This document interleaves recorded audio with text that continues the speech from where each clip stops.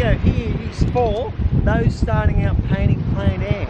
Now I know when I started out painting plein air, I didn't know what to take with me. I overtook things, I carried bags and bags of stuff that I didn't need. So I'm going to simplify it for you when you're going out plein air painting, what to take. So it's simple, so you can get straight into the painting.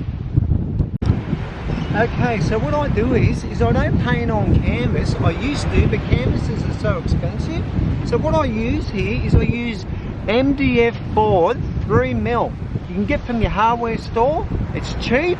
It cost me about $20 to get 40 of these cut. And what I actually do is I get them cut, and I use a white gesso. Now this stuff here is it's a primer, and I give it 3 coats of that. So once I give the board, the MDF board, 3 coats, or plywood board 3 coats, this is how it looks like. So there's my board, and that's ready to paint. You can paint straight onto that. So that's what I use. Another alternative is to buy your boards and to stick canvas on it if you like working on canvas. With my brushes, I use flat brushes, generally between the sizes of 6 and 12.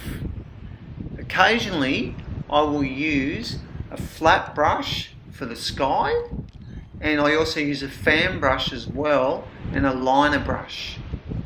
Okay, in the sense of mediums, I use cold wax medium if I want to make my painting a matte finish. I use pure gum turpentine to thin my paint, and I use Odourless Lean to make my paintings dry quicker.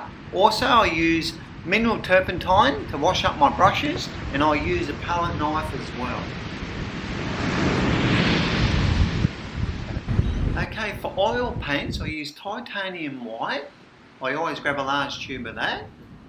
I use French ultramarine blue. I use viridian green, but lately emerald green as well. I use burnt sienna, which is always good, and mix in browns and blacks. I use cobalt blue. I use yellow ochre. I use a lemon yellow, sometimes a cad yellow. I use vermilion as a warm red, and as a cool red I use alizarin crimson. Okay, so with easels, I've got a Pochade box here that I purchased from an artist guy called Leon Holmes. It's got a screwable mount so you can connect it to your tripod. It's quite easily to set up. You just screw it in and then you connect it onto your tripod. Okay, it's got a swing out board here that you can put your brushes in, and you can also, has a magnet, you can put your palette knife on as well. When your painting's wet, you can spin it around and tuck it in. You can turn your palette back over when you're about to pack up and go, so you don't have to worry about that. Slide it back in, close it back up, and slide it back in again, close it back up, and just put the latch on, and off you go, you're right to go. So yeah, apart from the Pochade box that I have this French easel that I've had for about 15 years. It's great to take out plein air painting.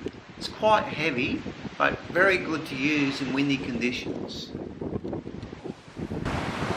Okay, so it's quite easy to set up. You just fold the legs out, make sure it's tight.